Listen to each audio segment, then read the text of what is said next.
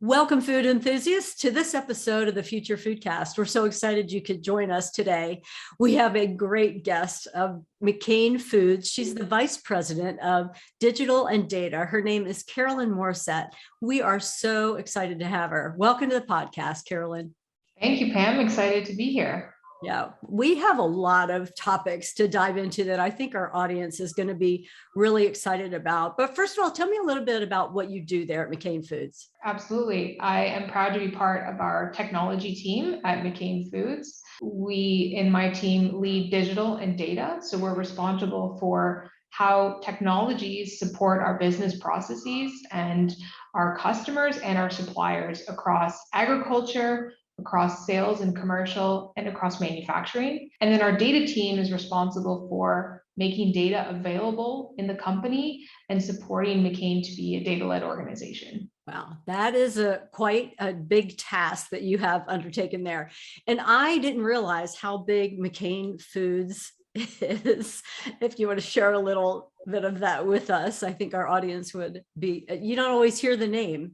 But absolutely. Depends where you live. McCain is a household name in many of the countries that we operate, Canada being one. So McCain Foods is a Canadian company. We have a pretty strong retail brand in Canada, as well as in the UK, Australia, India, France, a number of countries, McCain is a household name.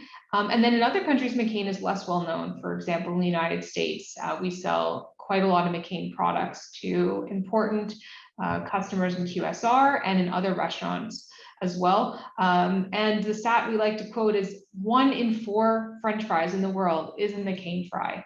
So McCain is extremely well covered geographically. We have farming and manufacturing operations on every continent except Antarctica.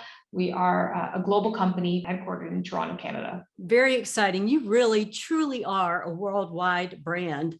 And like you said, your actual name is known many countries. And then in other countries, we're consuming McCain fries, and we might not know that, because if you're in a QSR restaurant that serves your product, we don't always know what that brand name is. And that's what I was referring to, I guess, here in the States, which is where I am. I think that's a lot of the case.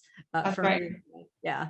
Well, one of the things about your company is that they are family owned. We are, absolutely. Yes, the McCain company is family owned, 60-year-old, 65 actually is our 65th anniversary this year. Very exciting. Well, that gives you really some additional leverage over your decision-making process and the things that you really think are important and want to put money and resources to. What are some of the areas that are important to the McCain family? Absolutely. I feel very lucky actually to work for a family-owned company. One of the things that affords is the ability to do longer-term investments where perhaps the ROI isn't quite known in the first 18 or 24 months. One example of that is the McCain family's commitment to sustainability. It's a very proud moment for us that we've committed so deeply to sustainability, not only as sort of a feel-good topic, but really we view sustainability as critical for our business. We do make products out of agricultural products. So French fries do come from potatoes. And we do take very seriously that the viability of potato growers is at risk with climate change. And what can McCain Company do to support growers to be viable in farming potatoes for generations to come? And so we've made some pretty bold decisions about how we're supporting more sustainable practices in agriculture, as well as in our manufacturing operations, and frankly, across all of our operations, but probably agriculture is the most significant. One example of that is we've committed that 100% of our farming acreage will be grown with regenerative agriculture practices by 2030.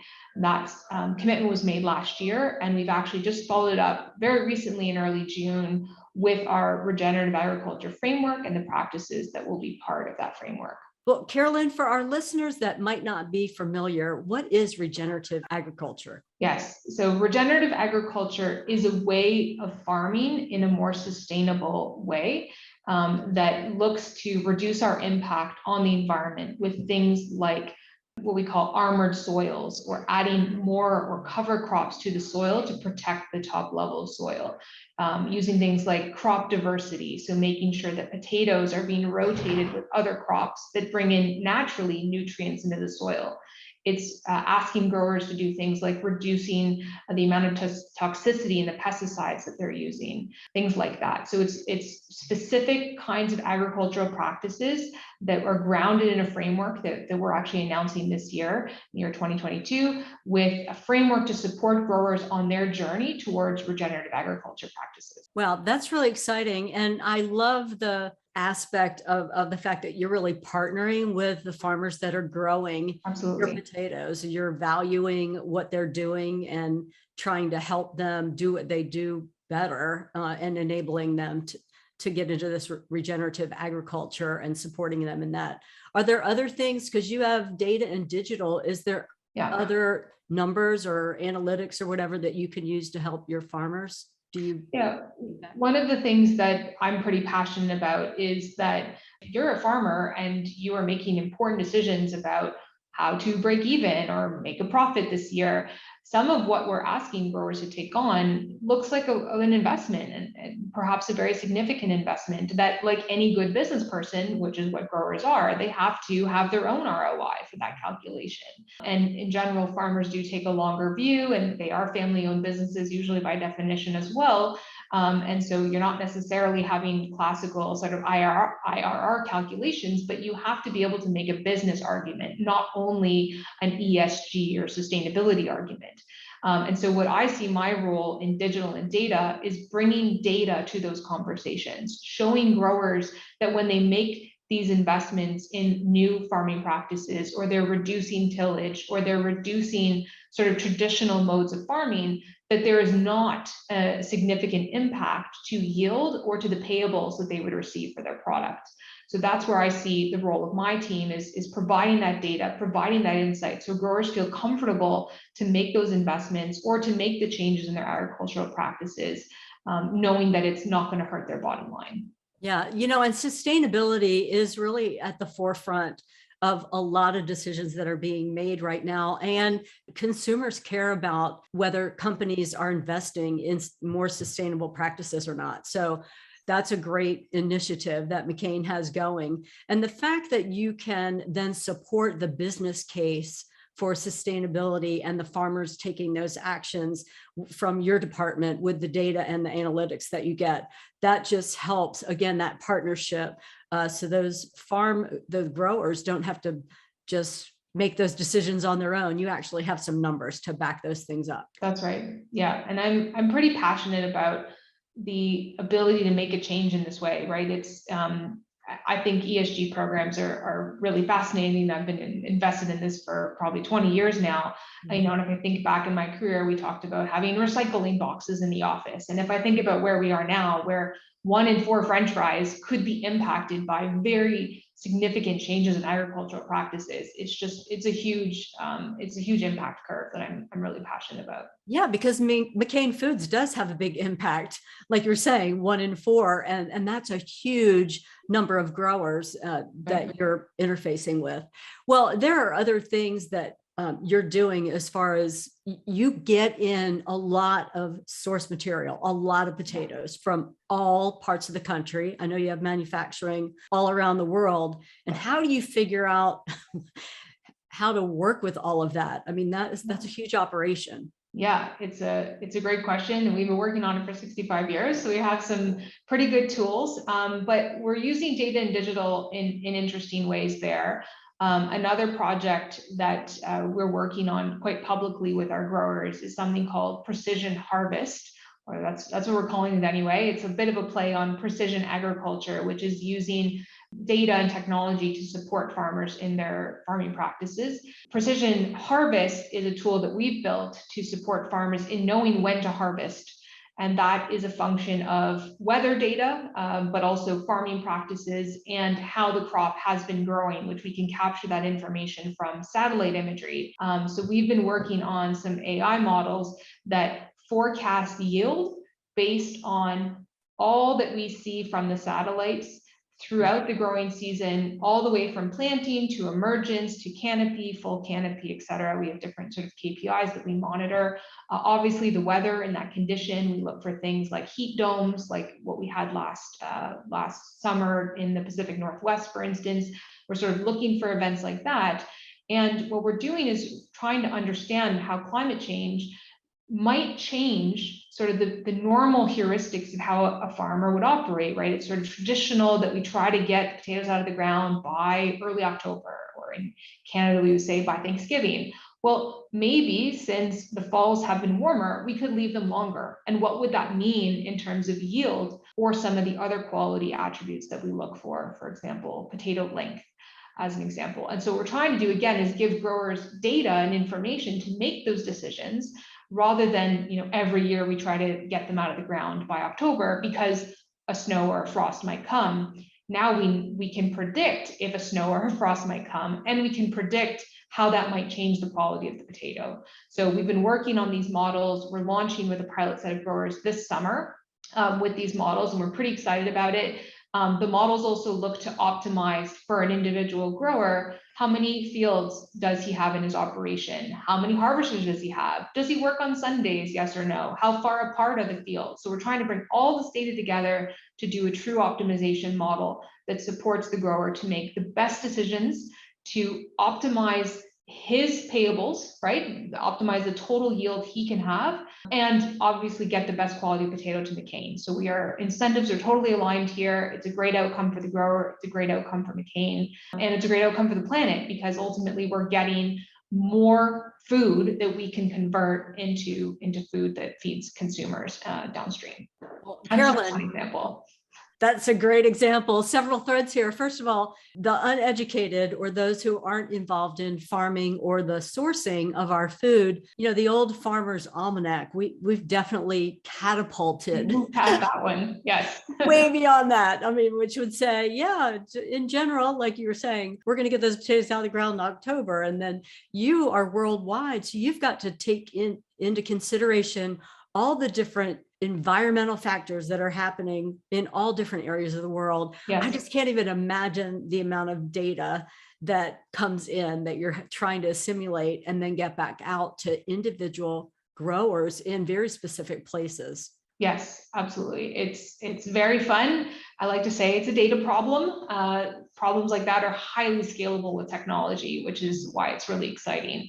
In the past, like you said, we would have had to be looking through almanacs or talking to different people on the ground. We couldn't support the kind of advances we've been able to make with technology in the last several years. Yeah, technology really is the key here. And as you know, here on the Future Foodcast, we love to talk about the impact of technology on anything in the food space. And this is a huge one right here. But also technology is helping you with figuring out, once you do help the farmers optimize their yield and what they're doing, then what McCain does once they get those raw materials. Absolutely. So we have, as you would expect, a highly sophisticated manufacturing process, lots of interesting equipment installed in the factories. One of the things that we're looking to sort of further innovate on is matching the potatoes that our farmers bring us with the SKUs that we're trying to produce. And I'll give you an example of a wedge product, sort of, a little more meatier versus a skinny French fry. You could think about, a steak frite restaurant, high-end fresh restaurant, the nice, very thin French fries. Those are very different SKUs, right? One needs a more kind of chewy potato, the other needs nice and crisp outside and a nice soft center. And the ideal potato shape for each of those SKUs is different, or the ideal one. Now, we can make any SKU really with any product, but ideally for the skinny fry, you want, a long potato that might be skinnier. For a wedge shape product, actually the fatter potato that might be shorter is a good one. And so what we're actually trying to do now is have better data about and describing the raw potato, describing those long skinny potatoes versus the short fat potatoes, and better scheduling them against the production schedule, and making sure that we're optimizing which potatoes we bring to deliver which SKU. And what does that do for us? Number one, we can reduce waste. Because if you're trying to make a wedge out of a long skinny potato, you're going to get fewer wedges and you're going to have more of this sort of waste. But ideally, you want to have a proper finished French fry from as many of them as you can from a single potato. And the other thing we can do is we can speed up the line. We can run the line faster when you've brought in the right raw material for the right SKU, which then means that we can produce more product that then ends up feeding more people. Wow, Carolyn. And once again, I mean, I guess all of this used to be done manually by humans. Yeah, and it's amazing to me the instincts that long-term McCainers will have about, certain farmer's shed is full of the short fat potatoes, and that scheduler sort of knows it intuitively.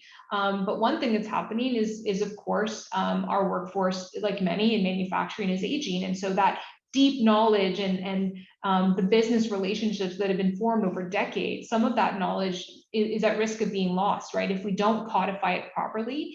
And then, like you said, perhaps in some occasions we're making suboptimal decisions because we don't, the human brain can't possibly imagine those millions of possible combinations and permutations. So I think that's the opportunity to come. I think we were doing it well today, or great today, and we can be doing even better in the future, empowered by analytics. That's all an exciting prospect, because all of it means that we're just going to be maximizing the resources that we have.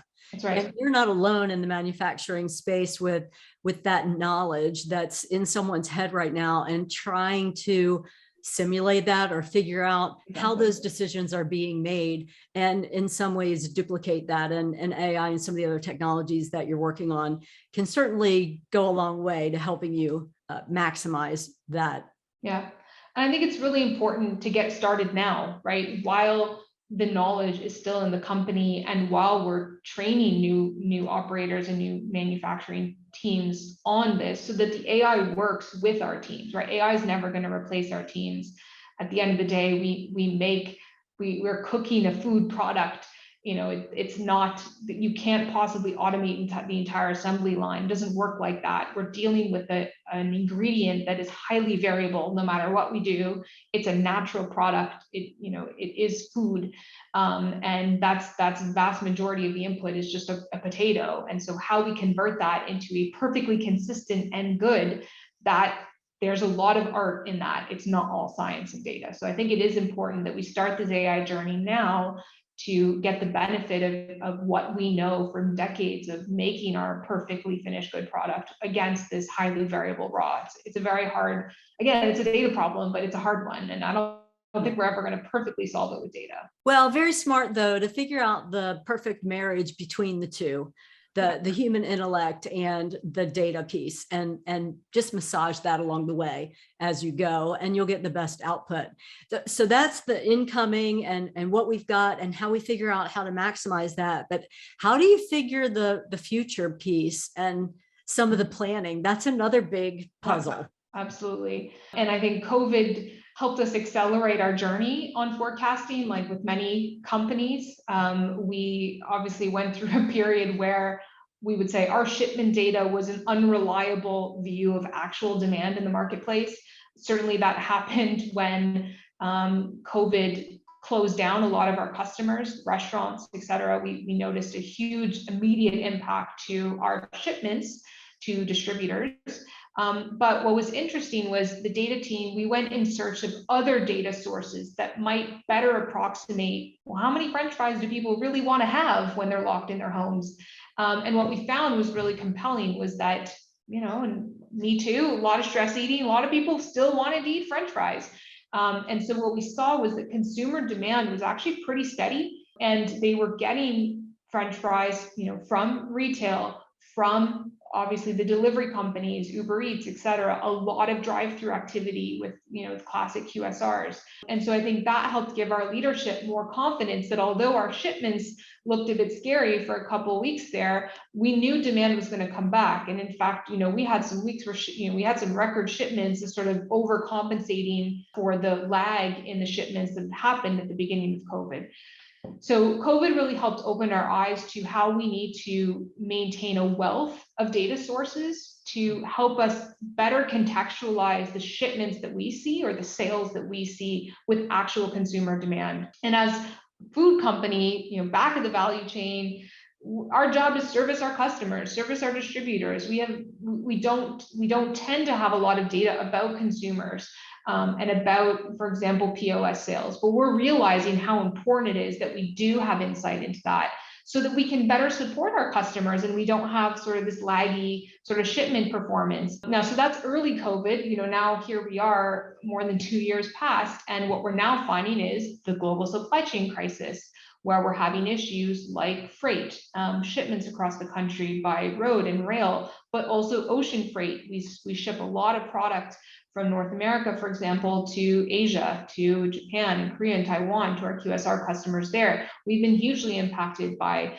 variability in ocean freight shipping. So even more important to continue to have that customer consumer level demand so that we can cascade that back into our planning cycles. So we are working on advanced analytics models for demand forecasting, and then flowing that through our planning processes around freight, and then of course back into production. Yeah, I think everyone is trying to figure that out with the supply chain and what things might be a problem. Some resources are available, some resources are not available, and that presents a challenge because you don't necessarily know until it's not able to be shipped, and maybe it's something that goes into one of your SKUs, one of your products that combines with your potatoes, and you need it. So you have to figure out how to change that up a little bit. Absolutely, yeah. We've had some challenges with inputs, as you said, less to our products, but for example, packaging. We've had some challenges procuring certain kinds of packaging. Again, the whole supply chain is in crisis, as everyone knows. So we're experiencing that as well. And we're just looking to data again to try to better inform, better predict, better understand also some of the root cause. Again, we're back in the value chain. We're sort of used to the bullwhip effect. And it's been very hard to operate at the back end of that bullwhip for so many now years of uncertainty. And we're just craving more data closer to the action so that we can better understand what's coming at us and when. Well, and hopefully that will improve as those front end companies are able to partner with you on some of that customer data, so that everybody, because they want a consistent supply as well. Absolutely. When their demand is up, they want the supply to be up. So that needs to be a good partnership that I know you guys are working on. During the lockdown or the pandemic, I'm sure it won't be our last situation where we have a change in consumer habits, but what I'm hearing from you is whether they were eating fries at home or eating them out, as now things have normalized, like they were still eating fries. We were lucky that fries were an important category of food for people throughout the pandemic. Yes, it's a huge comfort food, Carolyn, and I think hey, the kids were at home. You had to make lunch on the fly. There was quite a lot of French fries happening in my home as well. We also are the world leading supplier of appetizers as well, which was also a category that grew during the pandemic. It was interesting because we wouldn't have predicted that at the beginning. We in fact thought, well, restaurants are closed, who's ordering an appetizer? But what we found was a lot of family style buying, we would have called it, whether for drive-through or pickup. And do you really need 4 orders of fries if you're a family of 4? Maybe you have 2 orders of fries, and throw in some onion rings, or throw in some chili cheese nuggets, let's say, if you're at Burger King. And that became sort of a family sharing style because people were bringing it home to eat because there was nowhere else to eat. And then what we found was, as we headed more into the summer months, and in certain geographies, they were allowed to open outdoor dining, for instance. And what's better than a glass of wine on the patio, but a little app to share, right? So what we saw was actually growth in the appetizer category as well. So we had growth in the fries category, and growth as well in the appetizer category. Interesting. When you said a growth in appetizers, exactly my thought had to do with what goes with appetizers, like a glass of wine before dinner. You're always having a drink with your appetizer. So I'm not surprised, because alcohol consumption, as we all know, also went up during the pandemic and when people were locked in. Well, let's talk about also, McCain, back to investing. Because it is a private company, you can choose what to invest in, and you have a really neat concept that's really a home farm. If you could share with our listeners about that, I think they'd be very interested to hear about that initiative. Yes, so McCain last year announced the first of 3 Farm of the Future, and these are farms that are owned and operated by McCain employees. And the purpose of the Farms of the Future is to walk the talk.